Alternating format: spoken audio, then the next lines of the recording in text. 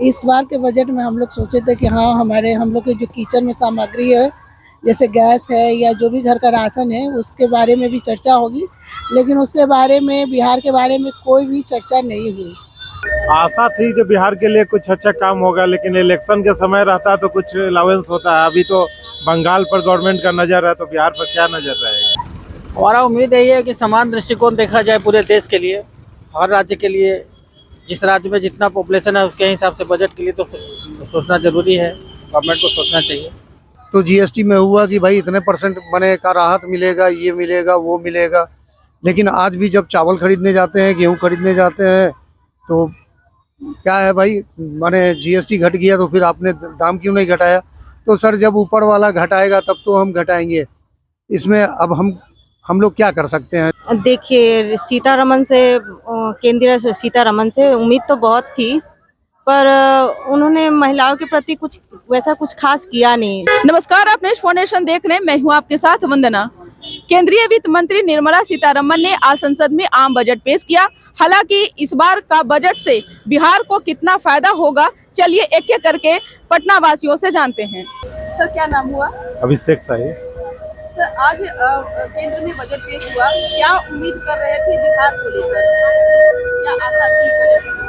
आशा थी कि बिहार के लिए कुछ अच्छा काम होगा, लेकिन इलेक्शन के समय रहता तो कुछ अलाउंस होता है। अभी तो बंगाल पर गवर्नमेंट का नज़र है, तो बिहार पर क्या नज़र रहेगा। यही है। 85 मिनट के भाषण में बिहार की चर्चा तक ही नहीं होगी। अब वही इलेक्शन का समय खत्म हो गया, बिहार वाला इलेक्शन था तो बिहार के लिए अलाउंस होता था। उसके बाद अब दूसरे स्टेट बंगाल की ओर गवर्नमेंट अपना मूव कर गई है। बिहार के लिए अभी फिर मौका होगा तब इधर भी ध्यान दिया जाएगा। क्या नाम हुआ आपका? अरुण कुमार सिंह। सर, बजट को लेकर आपकी क्या उम्मीद थी इस बार का? हमारा उम्मीद यही है कि समान दृष्टिकोण देखा जाए पूरे देश के लिए, हर राज्य के लिए। जिस राज्य में जितना पॉपुलेशन है उसके हिसाब से बजट के लिए तो सोचना जरूरी है, गवर्नमेंट को सोचना चाहिए। लेकिन इस बार के बजट में बिहार की चर्चा तक नहीं हुई। अभी उसका अध्ययन नहीं है, हम अध्ययन करने के बाद ही कुछ बता सकते हैं। क्या सर, आपकी क्या ओपिनियन है? अब क्या कारण से नहीं हुई है? क्या कि बहुत सारा प्रोग्राम तो सेंट्रल का बिहार के लिए है, अब तो पूरा आने के बाद ही पता चलेगा। बजट पेश हो गया। अच्छा, पेश हो गया है, लेकिन बिहार को क्यों नहीं अलॉटमेंट हुआ है वो तो पूरा देखने के बाद ही नहीं पता चलेगा। क्या नाम हुआ? मेरा नाम अनिता सिन्हा हुआ। अच्छा, इस बार के बजट में आप क्या उम्मीद की थी और मतलब कैसा आपको लगा? इस बार के बजट में हम लोग सोचे थे कि हाँ हम लोग के जो किचन में सामग्री है, जैसे गैस है या जो भी घर का राशन है, उसके बारे में भी चर्चा होगी, लेकिन उसके बारे में बिहार के बारे में कोई भी चर्चा नहीं हुई। तो ये तो सही बात नहीं है। और हाँ, कोई भी जीएसटी के कारण हम लोग इतने जो परेशान हो रहे हैं, तो बजट पे ध्यान रखना चाहिए। जो भी मीडियम वर्ग के लोग हैं उनके लिए तो बहुत ही मुश्किल है। तो इससे आने वाले समय में तो हमको स्थिति सही नहीं दिख रही है। वो भी एक लेडीज है, उनको इस बारे में ध्यान रखना चाहिए था, सीतारमन मैम को, लेकिन उन्होंने ऐसा कोई भी महिलाओं के पक्ष में कुछ भी बात उन्होंने नहीं रखा था बजट पे। लगता है रसोई का जायका बिगड़ेगा। हाँ बिल्कुल, रसोई का जायका इस बार जरूर बिगड़ेगा, क्योंकि हम लोग का तो मेन काम ही होता है किचन से ही सारा सामान का, और उसमें ही उसमें कोई भी सुधार उस पर नहीं किया गया। जो भी है रेट बढ़ता ही गया जा रहा है। महिलाओं की उम्मीद पर खरी नहीं, महिलाओं की उम्मीद पे खड़ी नहीं उतरी।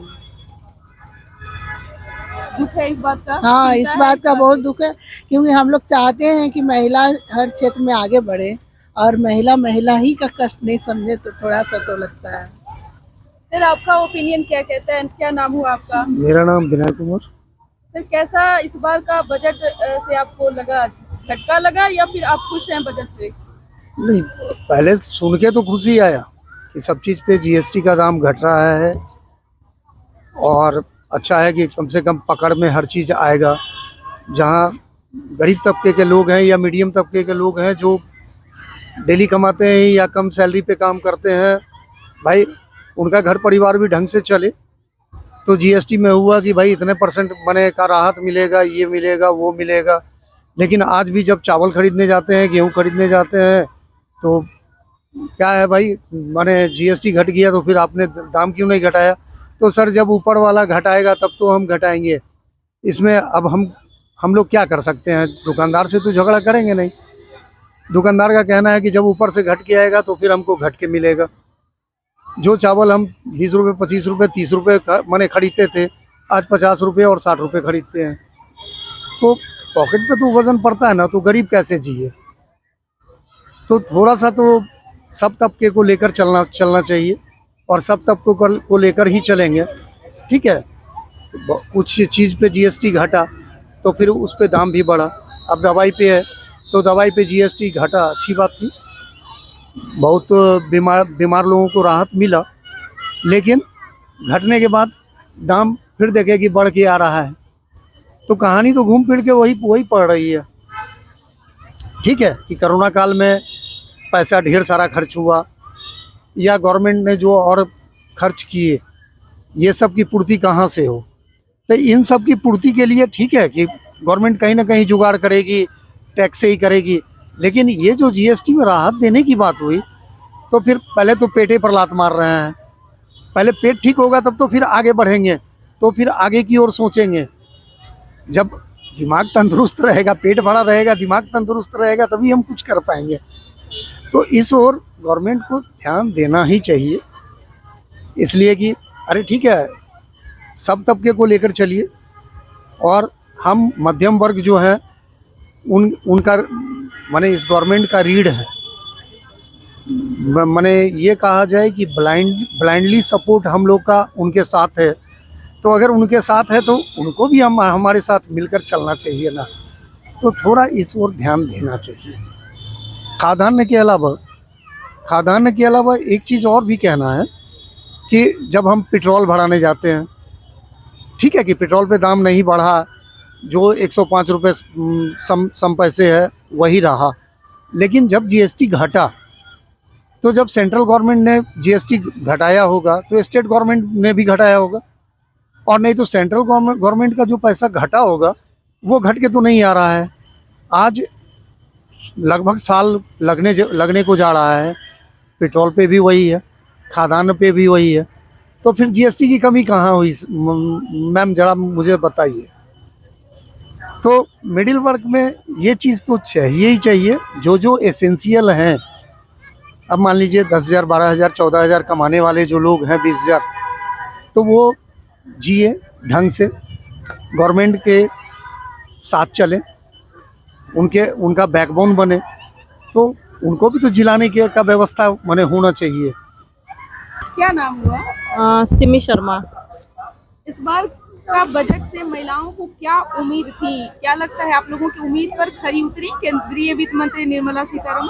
देखिए, केंद्रीय सीतारमण से उम्मीद तो बहुत थी, पर उन्होंने महिलाओं के प्रति कुछ खास किया नहीं। जैसे कि हम लोगों को बहुत उम्मीद था कि हमारे जैसे किचन का सामान है, गैस सिलेंडर है, वो कुछ राहत का सामान हमें मिलेगा, लेकिन नहीं, चीज़ों का दाम वही है, गैस वही दाम है। इसलिए वो अपने जो हम लोग उम्मीद लगा बैठे थे वो नहीं कर पाई। जैसा कि हम लोग सोचे थे कि हम लोग को एक बजट के हिसाब से पैसे मिलते हैं, तो हम महिला तो जैसे के तैसे रह गए ना, हमें तो कुछ बचाने का उम्मीद ही नहीं मिलता है। जो दाम था वही है, बस जो वो नहीं कर पाई। आप लोग तो उम्मीद पर नहीं, बिल्कुल नहीं।